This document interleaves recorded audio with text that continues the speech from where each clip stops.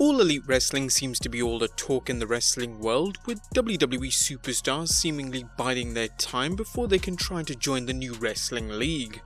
Recently, however, Mike and Maria Kanellis signed a 5-year deal with the WWE, despite frequent complaints about how they were being used in the company since joining in 2017. So what gives?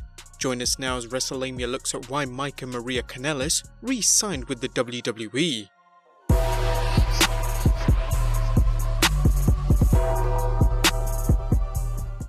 Mike Kanellis enjoyed past success in Ring of Honor, New Japan Pro Wrestling and TNA Wrestling as Mike Bennett, winning Ring of Honor's World Tag Team Championship, New Japan's IWGP Tag Team Championship, and TNA's X Division Championship. Bennett began dating Maria Kanellis and the two formed an on-screen partnership as well, with Kanellis managing Bennett. The two married in 2014 and signed with the WWE, debuting at 2017's Money in the Bank pay-per-view. They worked a gimmick of an obnoxious couple who engaged in over-the-top public displays of affection. The two offered promise as Maria had developed skills as a good heel manager, while Mike's ring work was exceptional.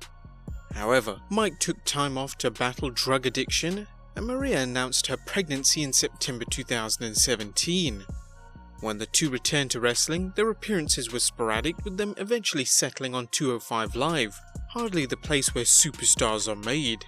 In early 2019, reports surfaced that both Mike and Maria had requested their WWE release, with Pro Wrestling Sheet reporting the two were unhappy with how they were used in the WWE. It was noted, according to CageMatch.net, Mike Kanellis wrestled on SmackDown Live a total of 4 times since signing with WWE. The rest of his appearances were largely relegated to main event and live events, which makes it understandable why he may have felt misused. In light of this dissatisfaction, why did the couple sign a 5-year contract with the WWE? Well, number one, it's job security. There's something to be said for job security, especially for a couple who celebrated the birth of their first child. While the WWE is facing potentially stiff competition from All Elite Wrestling, the WWE is still the dominant force in professional wrestling, and short of Vince McMahon selling the promotion to Disney, it's not going anywhere. The Kanellises have worked in other promotions before, and they're familiar with the landscape in smaller promotions, both in terms of financial reward and television exposure. The couple would likely be welcome in All Elite Wrestling, but would AEW match the WWE's offer? AEW is certainly an opportunity, but the WWE seems like the safe bet. Number 2. They want to prove themselves in the WWE. A recent interview with Mike Kanellis suggests he feels he has a lot to prove to the WWE and WWE fans. His initial run was cut short due to him taking time off to battle prescription drug addiction. Now, Mike has 5 years to show what he can do in the ring for himself, for the fans, and WWE. Consider his recent comments. "I feel 10 times I've never felt as good as I felt right now. I watch back some of my matches and then I watch myself now and I'm like, oh jeez, I move way better. I get up better, I fall down better. I feel like everything I do in the ring is just better. I feel like I'm more flexible, and that's just, I'm putting in the time now. I'm preparing myself. I think I took a lot for granted, and to be brutally honest, I think I took a lot of my runs before in different companies for granted. And I always say this, getting to WWE and falling flat on my face was the best thing that ever happened to me, because it really made me be like, no, get your ass in gear. You have an opportunity here now that you've worked 16 years for, and you may never get it again. So get your ass in gear." And that's all I've been doing. I've been studying tapes, I've been working my ass off at the gym, I've just been going. Likewise, Maria Kanellis may feel like she didn't have a chance to show the WWE Universe how she's evolved as a performer since being released from the WWE in early 2010. She went from playing an airhead in the WWE to playing a cagey heel manager alongside her husband. Outside the ring, she utilized the WWE's talent scholarship to attend Johnson & Wales University, earning a degree in sports, entertainment, and event management in May 2017. Like her husband, Maria's time in WWE from 2017 until now was limited, giving her little opportunities to showcase her talent. Her new contract could change everything. Number 3. They feel they owe the WWE. It's possible they both feel that they owe the WWE for a number of reasons. In Mike's case, the company gave him time off to deal with his prescription painkiller addiction.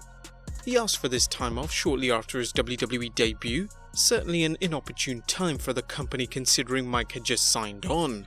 In Maria's case, she had a lot to be thankful to the WWE for, including the fact the company gave Kanellis her big break in wrestling after she placed 5th in the 2004 Diva Surge, hiring her and introducing her in late 2004 as a clueless interviewer who botched names and questions. As mentioned earlier, the WWE also helped Maria by giving her a college scholarship. It's likely that this isn't the sole reason for them sticking around, but it's hard to argue it didn't play some role in their decision to re-sign. Number 4. They're in the perfect spot right now. While 205 Live might be seen as a bad fit for Mike and Maria, it's actually the perfect spot for the couple. Their infrequent appearances on SmackDown did nothing to establish themselves with the fans or WWE management. While 205 Live isn't going to expose many fans to Mike and Maria's work, it will give them exposure to WWE management. Working in 205 Live, Mike and Maria can be two fishes in a small pond, showcasing the brand much as Enzo Amore did on 205 Live before his backstage heat and extracurricular activities led to his release. Although it would be irrational to say that the couple could turn 205 Live into must-see TV, they may bump its number and/or impress WWE officials watching the show enough to give them their chance on the main roster again. There are no guarantees here, but the opportunity may be seen as a challenge, motivating them to remain with the WWE. Number 5. All Elite Wrestling might not be a utopia.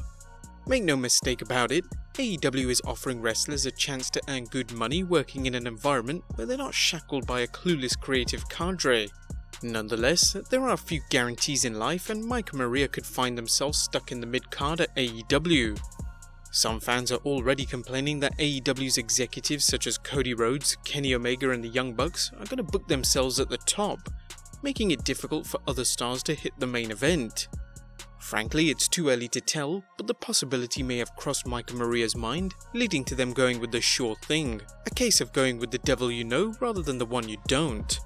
AEW seems like a wrestling utopia right now, but remember that the word utopia actually means nowhere, even though it's usually referred to as a perfect place. Number 6. It gives them time to rebuild themselves. 5 years is an eternity in wrestling terms. As Zack Ryder, Mojo Rawley and a slew of WWE performers who somehow managed to stay on the WWE payroll have experienced, but it can also lead to a career resurgence as wrestlers either build up or rehabilitate their image or are repackaged. They work well together as a heel couple, and if they were given the right push, they might work programs with other couples in the WWE. In 5 years' time, there's no telling how far they could go with a solid upper card push, and even occasional appearances in the main event challenging for the WWE Championship. Number 7. Mr. McMahon's millions. Right now, there's no word on how much money the Kanellis' 5-year contract is for.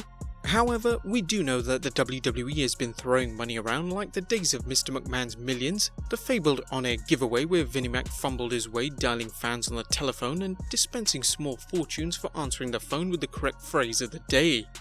Wrestlers have been known for going through their money quickly, but as others such as Glenn Jacobs and Rick Steiner have shown, lucrative real estate investments can set up a wrestler for life. If the couple play their cards right, they could make the money they need to retire from the ring and move on to other endeavors. No one knows whether AEW expressed any interest in the Kanellis, and if so, what type of money they could offer. It's possible the WWE gave the best financial offer and sealed the deal. Vince McMahon may have made the Kanellis an offer too good to refuse, a check with many zeros in it, which has been known to put a smile on many wrestlers' faces, regardless of how their push may go. Over time, we're likely to get more details on why Mike and Maria Kanellis chose to stay with the WWE, despite requesting their releases earlier, which may have been a bargaining ploy on their part. For now, all the reasons mentioned play a part in sealing the deal with the WWE, and could play a role into other wrestlers who are unhappy staying with the WWE. Could we see Rusev and Lana, a couple we haven't seen for many weeks, re-sign with the company? Which other superstars could stay, and which others could go? Let us know in the comments down below, subscribe if you haven't already, and I'll see you next time with some more wrestling content.